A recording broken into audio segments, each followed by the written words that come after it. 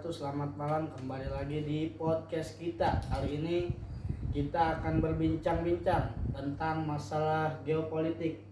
Insya Allah nanti ada narasumber kita, Bang Naswan dari mahasiswa JGU. Bener.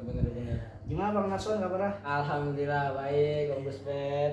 Kali ini cuaca rada-rada nggak stabil nih. Nggak stabil, Iya. bener dari kemarin sih.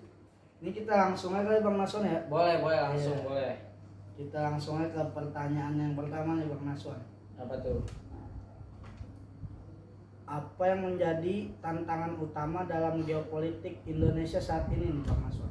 Tantangan utama ya. Iya. Yang pertama tuh tantangan utama dalam geopolitik Indonesia saat ini adalah ketegangan di Laut Cina, yang dimana klaim teritorial yang tumpang tindih dengan negara-negara tetangga seperti Cina dan Vietnam, menciptakan ketidakpastian. Selain itu, Indonesia juga menghadapi tantangan dalam menjaga stabilitas politik domestik dan mengatasi isu-isu seperti terorisme dan radikalisasi. Terus ada perubahan iklim dan dampaknya terhadap sumber daya alam juga menjadi perhatian, mengingat Indonesia adalah negara kepulauan yang rentan terhadap bencana alam. Oh gitu ya Bang Naswan ya? Iya, Bang. Nah terus bagaimana nih posisi Indonesia dalam konteks ASEAN dan pengaruhnya terhadap stabilitas regional? Posisinya itu ya strategis dalam ASEAN sebagai negara ekonomi terbesar dan populasi terbanyak. Sebagai pendiri itu ASEAN, Indonesia berperan penting dalam mempromosikan kerjasama regional dan stabilitas. Melalui diplomasi aktif, Indonesia berusaha menjadi mediator dalam konflik di kawasan, serta mendorong integrasi ekonomi dan keamanan. Posisi ini memungkinkan Indonesia untuk mempengaruhi kebijakan dan keputusan yang diambil oleh negara-negara anggota lainnya. Oke Bang Naswan. Jadi apa dampak kebijakan di luar negeri Indonesia terhadap hubungan dengan negara besar seperti Amerika Serikat dan Cina? Itu kebijakan luar negeri Indonesia yang bebas aktif memungkinkan negara ini untuk menjalin hubungan baik dengan berbagai negara besar, termasuk Amerika Serikat dan Cina. Dengan Amerika Serikat, Indonesia berfokus pada kerjasama dalam bidang ekonomi, keamanan, dan pendidikan. Sementara dengan Cina, Indonesia berpartisipasi dalam proyek Belt and Road Initiative, meskipun tetap waspada terhadap potensi dominasi ekonomi. Pendekatan ini membantu Indonesia menjaga keseimbangan kekuatan dan memaksimalkan manfaat dari kedua negara. Bagaimana nih isu sumber daya alam mempengaruhi kebijakan geopolitik di Indonesia? Isu sumber daya alam ya, sangat mempengaruhi kebijakan geopolitik Indonesia. Mengingatkan negara ini kaya akan sumber daya seperti minyak, gas, mineral, ketergantungan pada ekspor sumber daya alam dapat memengaruhi hubungan internasional dan kebijakan luar negeri. Selain itu, eksploitasi sumber daya seringkali menimbulkan konflik dengan masyarakat lokal dan negara lain. Oleh karena itu, Indonesia perlu mengelola sumber daya alam secara berkelanjutan untuk menjaga stabilitas politik dan ekonomi. Baik, apa peran Indonesia dalam menjaga keamanan maritim di kawasan Laut Cina Selatan? Sangat penting sih itu dalam menjaga keamanan maritim di Laut Cina dengan menegakkan hukum dan melindungi wilayah perairannya. Indonesia juga aktif dalam diplomasi multilateral termasuk forum ASEAN untuk menyelesaikan sengketa secara damai. Selain itu, Indonesia meningkatkan kemampuan angkatan lautnya untuk mengawasi dan melindungi sumber daya laut. serta berpartisipasi dalam latihan militer bersama dengan negara-negara lain untuk meningkatkan kerjasama keamanan. Bagaimana pengaruh perubahan iklim terhadap geopolitik Indonesia, Bang Hasan? Perubahan iklim memiliki dampak signifikan terhadap geopolitik Indonesia, terutama karena negara ini adalah salah satu yang paling rentan terhadap bencana alam seperti banjir dan kenaikan permukaan laut.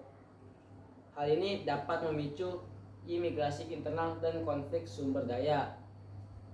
Selain itu, Indonesia harus berpartisipasi dengan tuntutan global untuk mengurangi emisi karbon yang dapat mempengaruhi kebijakan energi dan ekonomi.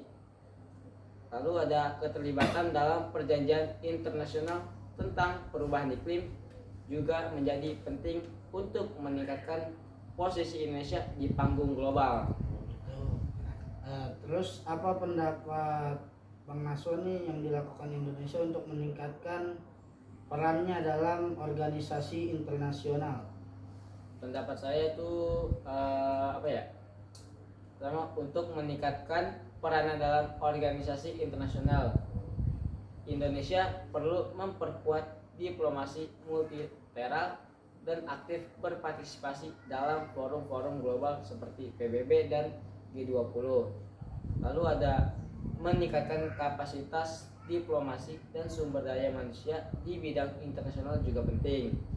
Selain itu, Indonesia dapat mempromosikan isu-isu yang relevan dengan kepentingan nasional seperti perubahan iklim dan keamanan maritim untuk mendapatkan dukungan dan pengakuan dari negara-negara lain.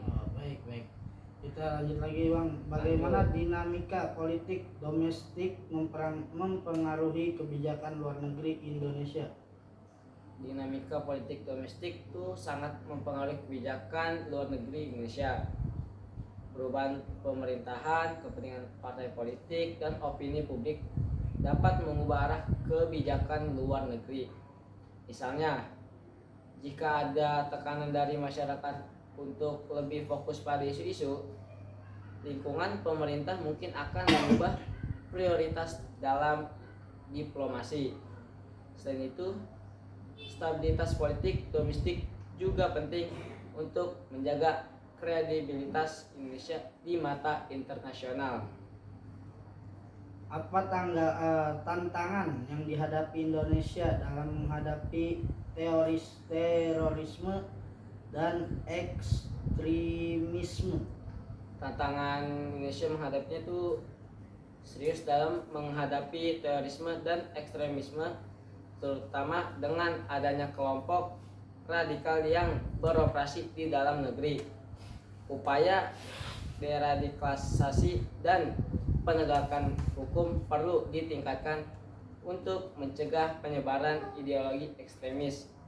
Selain itu, kerjasama internasional dalam pertukaran informasi dan intelijen juga penting untuk mengatasi ancaman ini.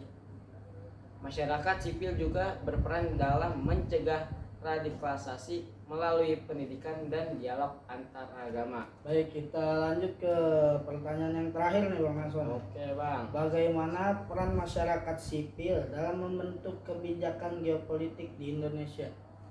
Perannya itu masyarakat sipil memiliki peran penting dalam membentuk kebijakan geopolitik di Indonesia melalui advokasi, penelitian, dan partisipasi dalam diskusi publik. Organisasi non-pemerintah dan kelompok masyarakat dapat memberikan suara kepada isu-isu yang sering terabaikan oleh pemerintah. Selain itu, keterlibatan masyarakat dalam proses pengambilan keputusan dapat meningkatkan transparansi dan akuntabilitas serta memastikan bahwa kebijakan luar negeri mencerminkan kepentingan dan aspirasi rakyat. Baik, cukup sekian pembicaraan kali ini tentang masalah geopolitik di Indonesia pada saat ini. Terima kasih Bang Naswan Ya. atas Betul. informasinya Informasi. terhadap geopolitik di Betul, Indonesia betul. ini. Baik, terima kasih. Jangan kemana-mana, tetap pantengin channel ini. Jangan kemana-mana. Wassalamualaikum warahmatullahi Warahmatullahi wabarakatuh. wabarakatuh.